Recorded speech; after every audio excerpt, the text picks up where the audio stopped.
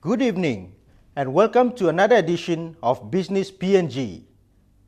The Solomon Islands and Papua New Guinea have shared a very close relationship since the 1900s. Culturally and traditionally, they also share certain similarities, but today, this relationship has ascended to new heights. In 2011, the PNG government had pledged to provide the Solomon Islands with a development grant of up to 100 million kina. The first installment of 20 million delivered this year, but this does not just simply end here. Strengthening trade and investment ties has now been on the to-do list, while fulfilling the conditions set out by the MSG agreement a priority. It is for this reason Minister for Trade, Commerce and Industry Richard Maru led a delegation to Honiara in the Solomon Islands earlier this month with a mission to strengthen trade and to also promote PNG as an ideal destination for foreign investments. At government-to-government level, discussions were held, while at the private sector level, deals signed and exchanges materialized. This, the beginning of new level of trade, investment and economic cooperation between the two countries. The Solomon Islands, a 2-hour flight from Port Moresby, and shares very close traditional and cultural ties with PNG. The two countries have over the years fostered a relationship that has been in existence since the 1900s.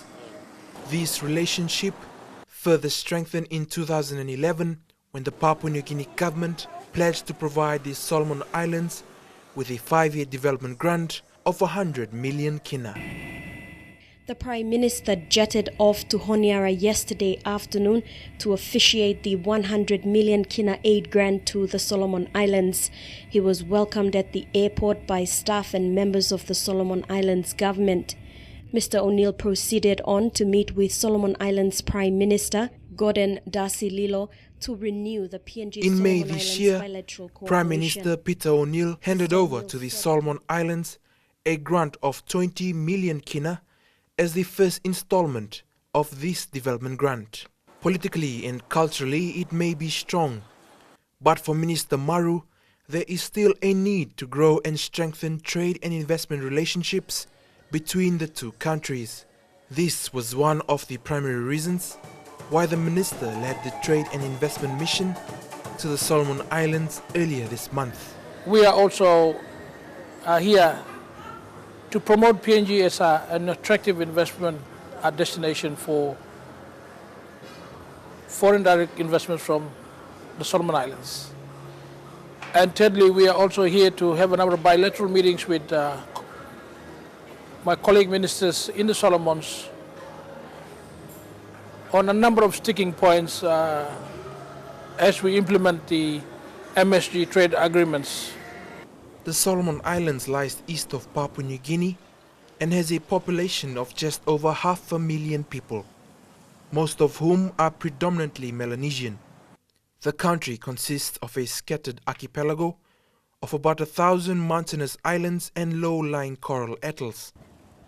As for this reason, the nation is quite renowned for its natural scenery, so diving and ecotourism is big in this part of the Pacific. The tourism industry, however, represents just a small sector in these island countries' economy. The main engine in the Solomon Islands economy is logging, minerals, fisheries and agriculture. All these sectors output a GDP growth of 4.8%, with total major exports summing up to $230 million. China, Thailand, Malaysia and Australia are amongst the major trading partners, Papua New Guinea not in this list. Despite the impediments to PNG-made goods accessing the Solomon Islands market, Papua New Guinea foreign direct investments to the Solomon Islands continue to grow. Data from the Foreign Investment Division indicates that we have seen a steady increase in capital investment by PNG-based companies here in Solomon Islands compared to other Pacific foreign countries since 2006.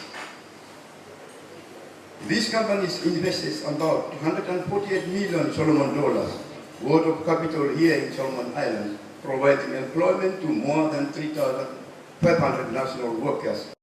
But why the push for more trade and investments to the Solomon Islands? In Honiara, Business PNG had a chat with Managing Director of IPA, Ivan Pomaleu. It's an interesting question, and in some ways we are thinking, why didn't we do this earlier? It's only logical. There's a lot of connectivity we already have based on very firm building blocks that existed for a long time, for decades even. Papua New Guinea already has 51 companies registered in the Solomon Islands. 29 currently already in operation, but this continues to grow. That and more when we come back.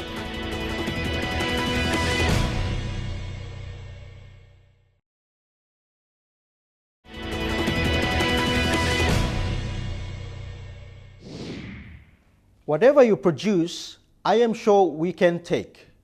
These were the words spoken by Minister Maru during his opening speech at the Trade Mission Conference in Honiara earlier this month. The Solomon Islands market is an opportunity for Papua New Guinean exports, while the PNG market likewise for the Solomons. As inviting as it may seem, there's a lot that still needs to be done to facilitate for this increased trade. Papua New Guinea today has approximately 51 registered companies in the Solomon Islands. Out of these 51, 29 already in operation. These operations range from the hotel industry to food and beverages, banking and finance, IT, telecommunications, furniture and consumables. Similar to Fiji and Vanuatu, BSP also operates in the Solomon Islands. With the bank's main branch situated in the capital Honiara, the green ATM machines were already evident throughout the capital. Even Credit Corporation, another PNG finance company, shares the same building with the main BSP branch in Honiara. Lamana Group of Companies, Bishop Brothers and Farmset are amongst other PNG companies established in the Solomon Islands. But with a population of just over 500,000 people, one might ask whether the Solomon Islands is the right market for PNG's exports. Our Solomon Islands market is quite diverse, not as big as the Papua New Guinea market, but there are certainly many opportunities presented here, which we will explore with further dialogue with the government and the private sector. Minister Maru, on the other hand, has also encouraged the Solomon Islands to start increasing their exports to Papua New Guinea. But there is nothing stopping PNG, the Solomon Islands, from accessing our markets. You may order like in Solomon tire. We'd like you to sell more tire to us. We are looking for more tire. Whatever you produce, I'm sure we can take. It's up to you to produce quality goods. PNG's market is growing, is waiting for your goods. And for the Solomon Islands, trading with Papua New Guinea is a good strategy in light with PNG's current economic boom. For me, this meeting is an ideal opportunity for us to strategically position and promote Solomon Islands as a potential destination for investment in light of the PNG booming economy, and also in view of the commencement of the LNG project. Apart from trade and investments, another sort of trade was to be facilitated. This a more traditional exchange. So my company is main focus is to import and export the Tolai shell money from Solomon Islands to East New Britain. Shell money is a form of traditional currency used in the New Guinea Islands, in particularly East New Britain. This traditional currency is also used in the Solomon Islands, and it is for this reason companies like Sentabora Bangapundu is now venturing out into the trade and exchange of shell money with the Solomon Islands. Seeking partners in the Solomons was one of the main reasons why Mr. Tapil accompanied this delegation. My interest in the trade mission is to mainly come and establish partners who are interested in the same product, so they can be on the ground here in the Solomon Islands, and to make things easier for me in terms of buying the shell money from the local people of the Roviana Lagoon, packing them into bags, and then transporting them to the autonomous region of Bougainville. The opportunities have somewhat been identified, improving trade and exports highlighted. But the question still remains if we have the right framework to facilitate for this trade. Don't go away. We shall answer that question when we come back.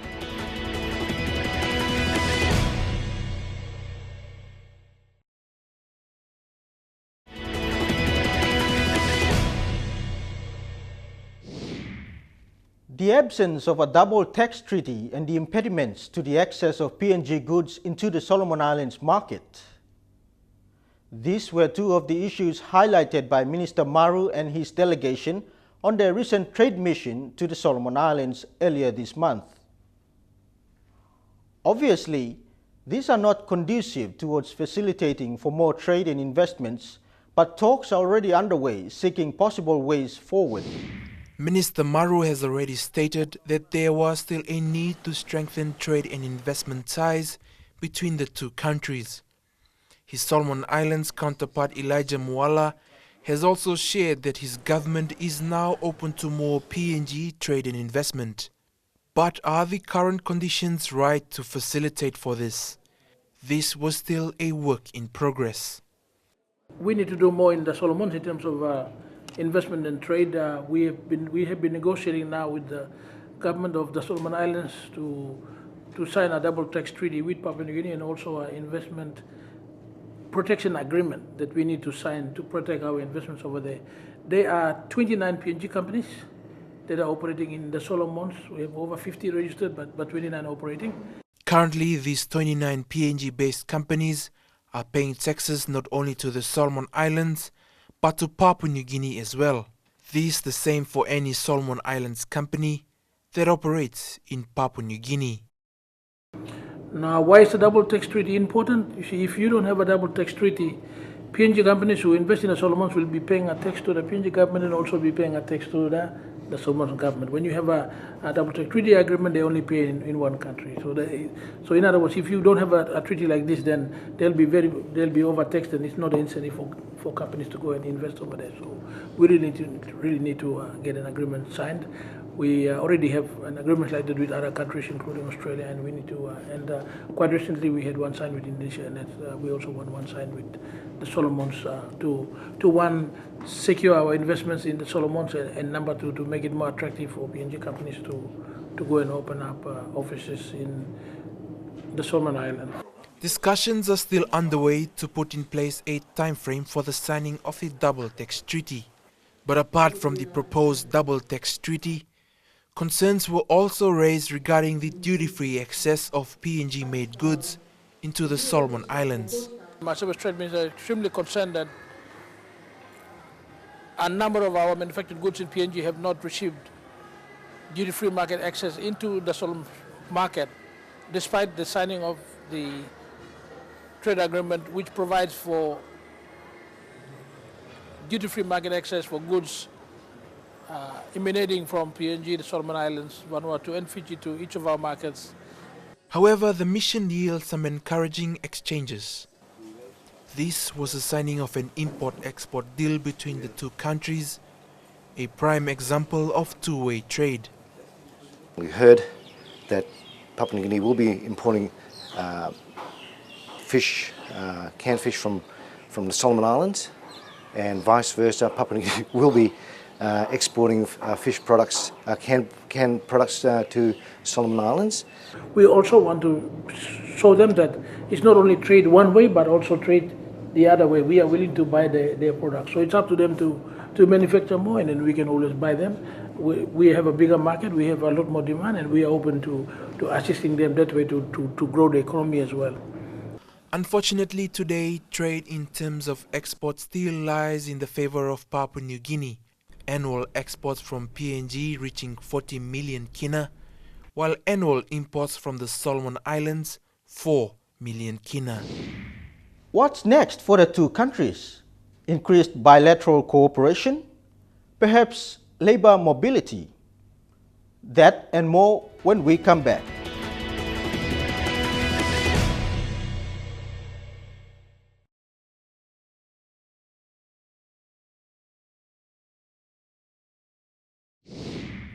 Labor mobility is something the two countries are now striving towards. However, the requirements to get to this stage still not addressed. Requirements include the double taxation agreement and the investment promotion and protection agreement. Unless these agreements are signed, Minister Maru believes that the level of trade, economic and bilateral cooperation between the two countries will not be raised to the next level. Some of the issues have been highlighted, while the opportunities identified. However, the one trade barrier that affects the whole region is still at hand. Everywhere I go now, even the Philippines, Australia, everybody is complaining about the high cost of airfares by New Guinea. That's the biggest single problem that's affecting trade and investment within the region. We must open the market for all other airlines to come. We must bring down the price, we must compete, and we really need to have a look at why is it that we continue to charge the highest price. That's a very big issue that is been raised by the other countries. The minister and the delegation departed Honiara with very positive news. Partners have now been scouted, deals signed, and the way forward now paved. It's exceeded our expectations, and we've got people coming and saying, please consider us. We want to take your products and sell in this market. So we're quite sort of taken off guard a little bit with the response we have been receiving. A number of delegates are coming right back in the course of the next couple of weeks to pick up on discussions that they've had so that they could really look at opening up. Some, one or two I'm aware, have even signed up to register companies here. So the two countries are now working towards finalizing the double taxation agreement as well as the investment promotion protection agreement. The deadline for the signing this coming October, when Minister Maru's Solomon Islands counterpart will be making a trip to Port Moresby. But the proposed agreements will encompass far more than just trade and investments. Unless the issues surrounding duty-free access is addressed, the next phase of implementation will include labor mobility. Already, Minister Maru has acknowledged PNG's need for nurses and teachers. This a gap where qualified professionals from the Solomons can help address. Cooperation will also include PNG's assistance to the setup of a bank in the Solomon Islands, that of which similar to the National Development Bank. Also proposed is the creation of a trade office in Honiara, this largely due to the fact of the country's centrality within the region. The two countries have come this far, and within this year alone, two milestones: the signing of the 20 million kina grant in May and the successful trade mission earlier this month. As to what happens next, we can only wait and see what the outcomes of October will bring. The Solomon Islands have generally been supportive towards this push for more trade, investment and bilateral cooperation, and October is just a month away. Unfortunately, time has caught up with us. To watch our programs online, visit www.mtv.com.pg and go to our Business PNG page. For any comments or suggestions, email us on the address now shown on your screen. And don't forget to like our Business PNG page on Facebook. I'm Dennis Orere. Until next Tuesday, Bye for now.